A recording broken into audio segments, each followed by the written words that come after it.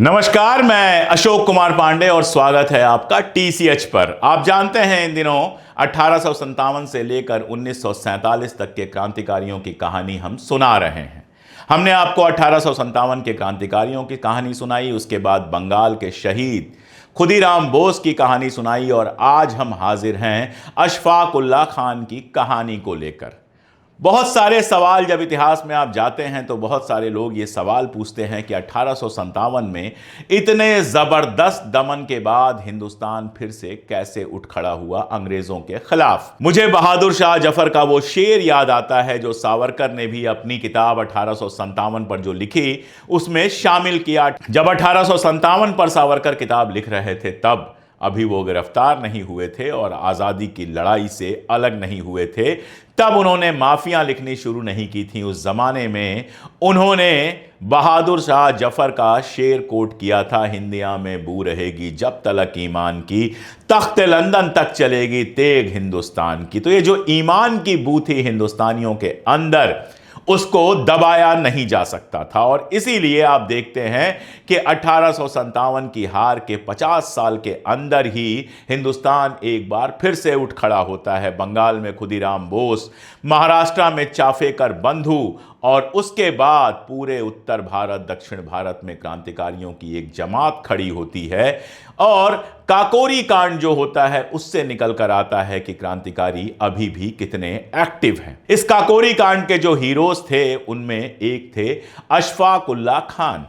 अशफाक उल्लाह खान का जो जन्म हुआ था वो 22 अक्टूबर 1900 को यूपी, उस जमाने में संयुक्त प्रांत कहते थे, अब यूपी कहते हैं, उसके शाहजहांपुर में हुआ था। पठान खैबर थे वो और उनका परिवार बहुत प्रतिष्ठित हुआ करता था। उनके जो पिता थे शफीकुल्लाह खान, वो आर्मी में थे, जबकि उनकी मां के परिवार की तरफ से, मां की तरफ से कई सारे लोग एडमिनिस्ट्रेटिव सर्विसेज में और पुलिस सर्विसेज में ऊंचे पदों पर थे। तो ऐसे घर से वो आए थे जिस घर में रुतबे की कोई कमी नहीं थी, पैसे की कोई कमी नहीं थी और जिसके अंग्रेजों से रिश्ते भी बहुत अच्छे थे। लेकिन अशफाक उल्लाह खान ने अपने परिवार की पारंपरिक जो राह थी उससे अलग हटके आज़ादी की लड़ाई में खुद को फना कर देने का निर्णय लिया।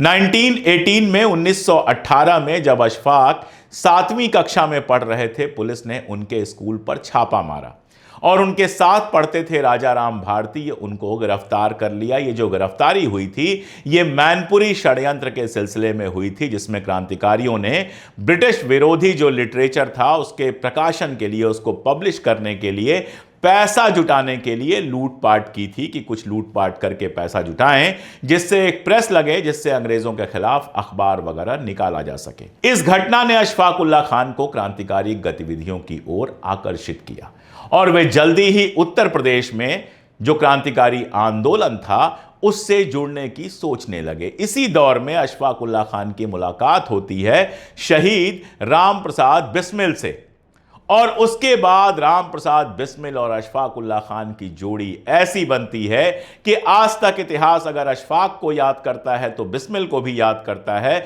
और बिस्मिल को याद करता है तो अशफाक को भी याद करता है। बिस्मिल पहले से क्रांतिकारी आंदोलन से जुड़े हुए थे और मैनपुरी षड्यंत्र में काफी गहराई से शामिल थे। अशफाक उनसे बहुत ज्यादा प्रभावित हुए और जैसा मैंने बताया कि वो दोनों बहुत जल्दी बहुत अच्छे दोस्त बन गए। दोनों दोस्त जो हैं स्वराज पार्टी से पहले जुड़े और उसके बाद हिंदुस्तान रिपब्लिकन एसोसिएशन से जुड़ गए, एचआरए से जुड़ गए। यही एचआरए आगे चलकर एचएसआरए बनी। इसी एचआरए से आगे चलकर भगत सिंह और बाकी सारे लोग जुड़े। चंद्रशेखर आजाद तो पहले ही एचआरए से जुड़े हुए थे।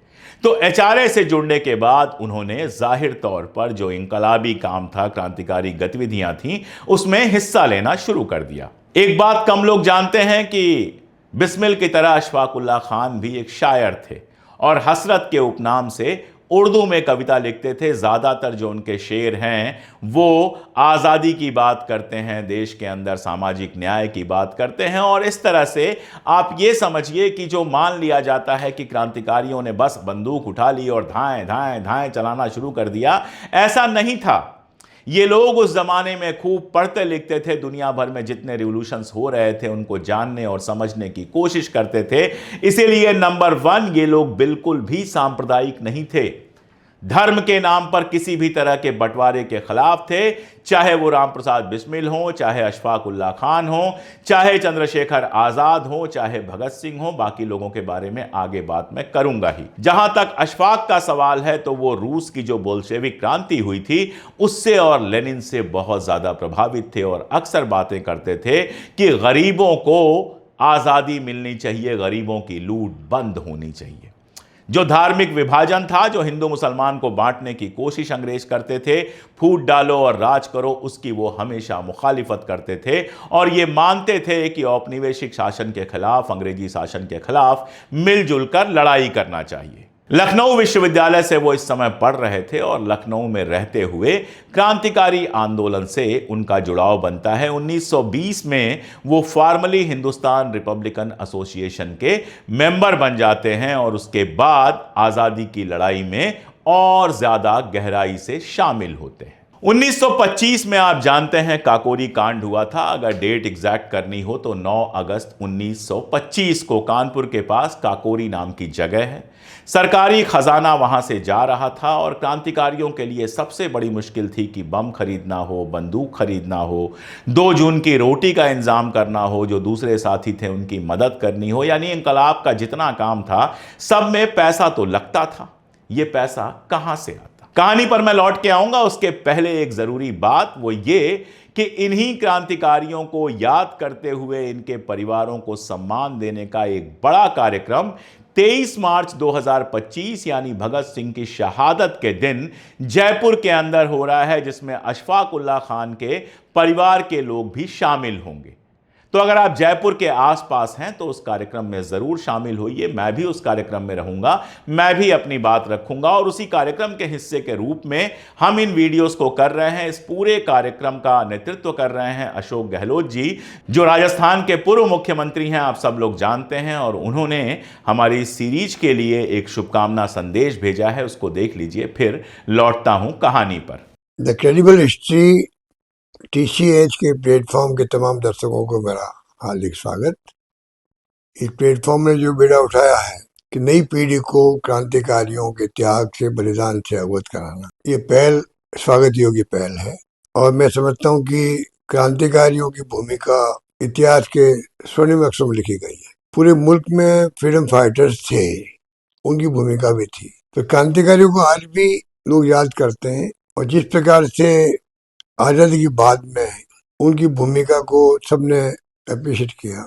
अब तो युग सोशल मीडिया का है, डिजिटल प्लेटफॉर्म का है। उसके माध्यम से आवश्यकता से बात की है कि हम क्रांतिकारी भूमिका को नई जनरेशन तक पहुंचाएं, जिससे कि वो संकल्प ले सके कि किस प्रकार से उन्होंने उस जमाने के अंदर ये पूरा मुल्क अंग्रेजों की गुलामी की जंजीरों से जकड़ा हुआ था, तब तमाम ऐशो आराम छोड़ करके, घर बार छोड़ करके उन्होंने सब कुछ त्याग दिया।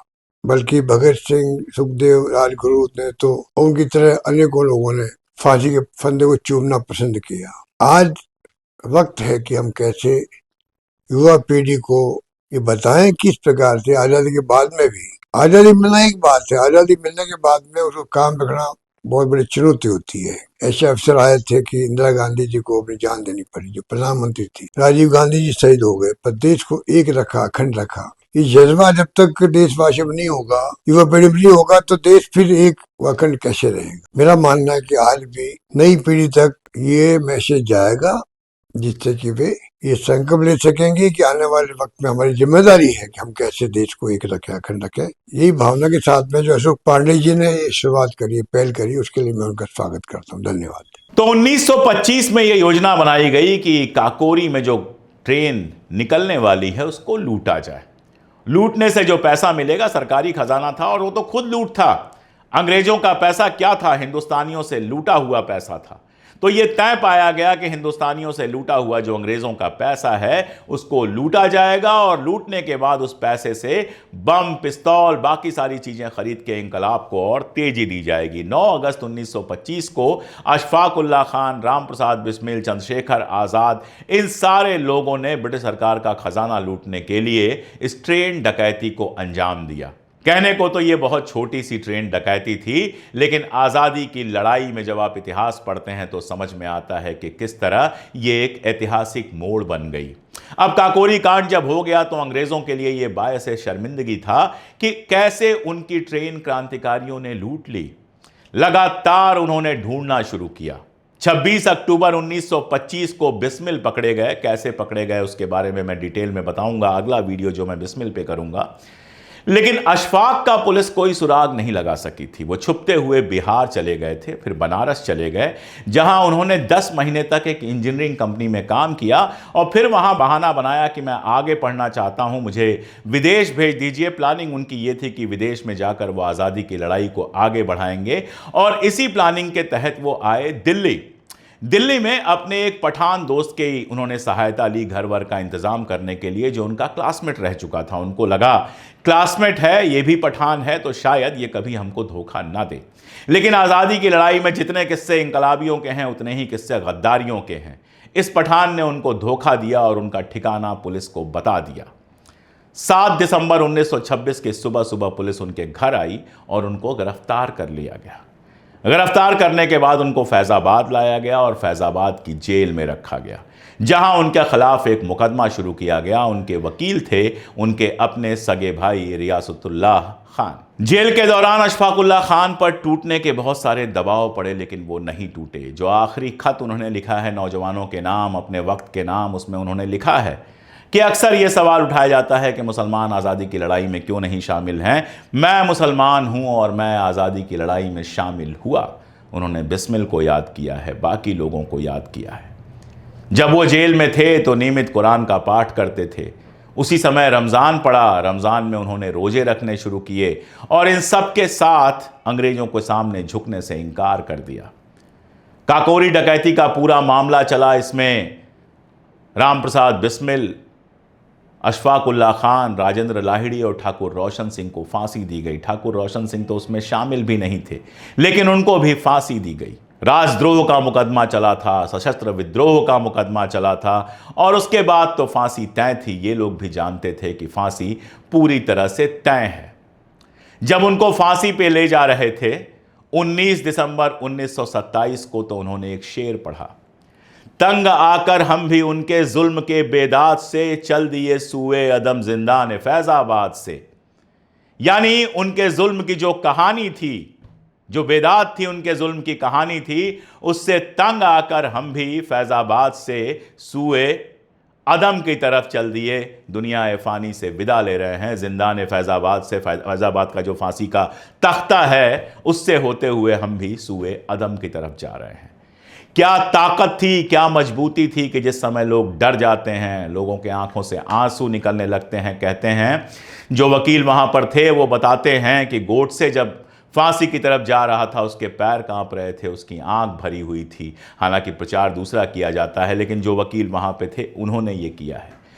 लेकिन हमारी आज़ादी की लड़ाई के जो दीवाने थे, चाहे वो भगत सिंह हो, चाहे राम प्रसाद बिस्मिल हो, चाहे खुदीराम बोस हो, चाहे अशफाकुल्लाह खान हो, ये जब फांसी पर भी गए तो हंसते हंसते गए। संयोग से मुझे भी एक बार फैजाबाद में उस जेल में जाने का मौका मिला था जहां पर अशफाकुल्लाह खान को फांसी दी गई थी। अशफाकुल्लाह खान की स्मृति में, उनकी मेमोरी में उस दरवाजे का नाम ही रखा गया है उनके नाम पर, शहीद अशफाकुल्लाह खान द्वार। उनकी कब्र है वहां पर, उनका मेमोरियल है, उनकी चिट्ठियां, उनकी डायरियां, ये सारा कुछ वहां पत्थरों पर मढ़वाया गया है। और हर 19 दिसंबर को उनको याद किया जाता है। वहां पर पूरी शान के साथ, पुलिस बैंड के साथ उनको सलामी दी जाती है। उनके परिवार के लोग भी आते हैं और याद किया जाता है अशफाकुल्लाह खान और उनकी शहादत को। ऐसे ही मैं बताऊं, जब हम स्टूडेंट थे, गोरखपुर में हमारी पढ़ाई हुई है, तो गोरखपुर की जो जेल है उसमें उसी दिन शहीद राम प्रसाद बिस्मिल को फांसी दी गई थी। वो तख्ता अभी तक संभाल के रखा गया है, वो सारी स्मृतियां संभाल के रखी गई हैं। और जब मैं बीए में पढ़ता था, एमए में पढ़ता था गोरखपुर यूनिवर्सिटी में, तो 19 दिसंबर को दूर दूर से जो उस जमाने के लोग थे जिन्होंने आज़ादी की लड़ाई में हिस्सा लिया था, वो लोग साइकिलों से, बसों से वहाँ पहुँचते थे।